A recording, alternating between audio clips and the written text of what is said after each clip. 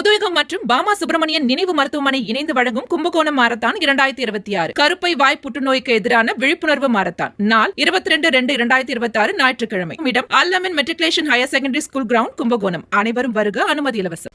World cancer day is on February 4th. இதில் ஏன் நம்ம இன்ட்ரெஸ்ட் இப்போ அதிகமாக இருக்குது? ஏன்னா உலகம் ஃபுல்லாக கேன்சர் அதிகமாகிட்டு தான் இருக்குது. பெண்களுக்கான கேன்சர் அப்படிங்கிறது அதிகமாகி அவங்க சஃபர் பண்ணும்போது அவங்களோட சேர்ந்து அவங்க ஃபேமிலியும் தான் சஃபர் பண்ணுது.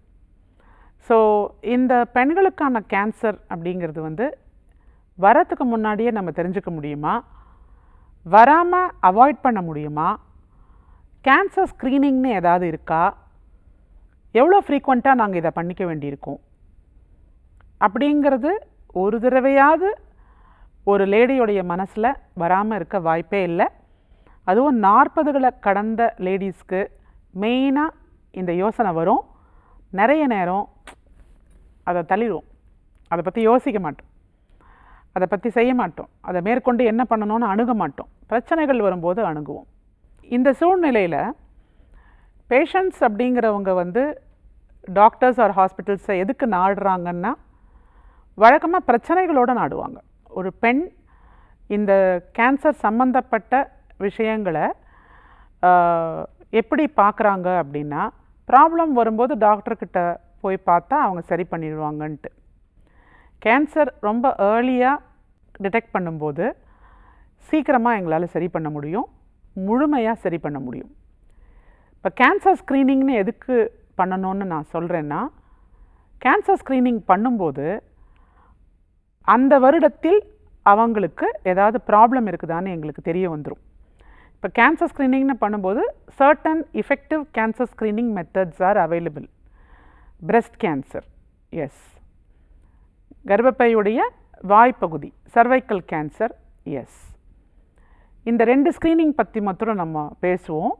ஏன்னா உலகெங்கிலும் இந்த 2 கேன்சருக்கான ஸ்க்ரீனிங் பண்ணும்போது இந்த ஸ்க்ரீனிங் மெத்தட்ஸை கரெக்டாக ஃபாலோ பண்ணால் கேன்சர் வரத்துக்கு முன்னாடியவோ இல்லை கேன்சர் மிக ஆரம்ப அறிகுறியிலையோ அதை கண்டுபிடிக்க முடியும். இப்போ மார்பகத்தில் ஒரு கட்டி அது அப்புறமா அவங்க ஸ்கேனுக்கு போயிட்டு ஒரு பயாப்சி எடுத்து அது கேன்சர்னு ப்ரூவ் பண்ணுறதுல என்ன அர்த்தம் இருக்குது? மேமோகிராஃபி அப்படிங்கிறது பிரெஸ்ட்டை மேமோகிராம் அப்படிங்கிற ஒரு ஸ்கேன் மாதிரி தான். அது ஒரு எக்ஸ்ரேயில் எடுத்து கொடுப்பாங்க. ஒரு 40 வயது தாண்டினதுக்கப்புறம் பெண்கள் 5 வருடங்களுக்கு ஒரு முறை இந்த மேமோகிராம் பண்ணிக்கிறது நல்லது. ஆனால் அதே பெண்கள் அவங்க ஃபேமிலியில் அம்மா, சகோதரி, சித்தி, பெரியம்மா இந்த மாதிரி இருக்கிற அவங்க ஃபேமிலியில் அவங்க வீட்டில் யாருக்காச்சும் பிரெஸ்ட் கேன்சரோ, மார்பக புற்றுநோய் அல்லது கர்ப்பப்பை புற்றுநோய் அல்லது ஒவேரியன் கேன்சர் இந்த மாதிரியான கேன்சர்ஸ் வந்திருந்தது அப்படின்னா அவங்க வருஷத்துக்கு ஒரு தடவை மேமோகிராம் எடுத்துக்கிறது நல்லது. இந்த மேமோகிராம் நமக்கு என்ன சொல்லுது? இந்த வருஷம் அந்த பிரெஸ்ட் நல்லா இருக்குதுன்னு சொல்லுது. அடுத்த 2-3 வருஷங்களுக்கு அது எதுவும் பிரச்சனை வரப்போகிறது இல்லைன்னு அதை சொல்லுது.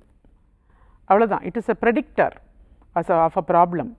அண்ட் அடுத்த 2-3 வருடங்களுக்குள்ளே உங்களுக்கு கேன்சர் வரப்போகுதுன்னா அதுக்கான அறிகுறிகளை அது இப்போவே கண்டுபிடிச்சி சொல்லிடும்.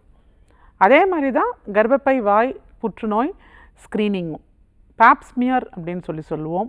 இந்த பேப்ஸ்மியர்ன்ற ஒரு சிம்பிள் விஷயத்தை பற்றி நான் சொல்கிறேன். கர்ப்பப்பை வாய் பரிசோதனையில் அந்த பேப்ஸ்மியருங்கிற ஒரு மெத்தட் பண்ணும்போது அந்த வாய் பகுதியில் இருக்கக்கூடிய அந்த சளி மாதிரி இருக்கக்கூடிய அந்த திரவத்தை டாக்டர் ஒரு ஸ்லைட்லேயோ இல்லை எல்பிசின்னு சொல்லக்கூடிய அந்த திரவத்திலையோ போட்டு லேபுக்கு கொடுத்துருவாங்க. அந்த செல்ஸ் அதில் இருக்கும். அந்த பெண்ணுடைய அந்த கர்ப்பப்பை வாய் செல்ஸ் அந்த லிக்விடில் இருக்கும். அந்த லிக்விட்லேருந்து எடுத்து அவங்க அனலைஸ் பண்ணி அது நார்மல் செல்ஸா, அப்நார்மல் செல்ஸா, கேன்சர் செல்ஸா, இல்லை கேன்சர் வரப்போகுதுங்கிறதுக்கான அறிகுறிகள் இருக்கக்கூடிய செல்ஸாங்கிறத வெரி ஈஸிலி ஒரு 3-4 நாட்களில் ரிப்போர்ட் கொடுத்துருவாங்க.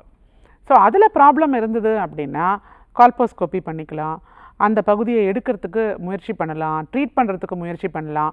ஸோ இதெல்லாம் கேன்சர் வரதுக்கு முன்னாடியே நம்மளால் பண்ண முடியும். அந்த பகுதி பாதிக்கிறதுக்கு முன்னாடியே. இது ஒரு 25 அல்லது 30 வயதுக்கு மேலே 3 வருடங்களுக்கு ஒரு முறை நம்ம வந்து பண்ண வேண்டியிருக்கோம். ஏறக்குறைய ஒரு 65 வயசு வரைக்கும் பண்ண வேண்டியிருக்கும்.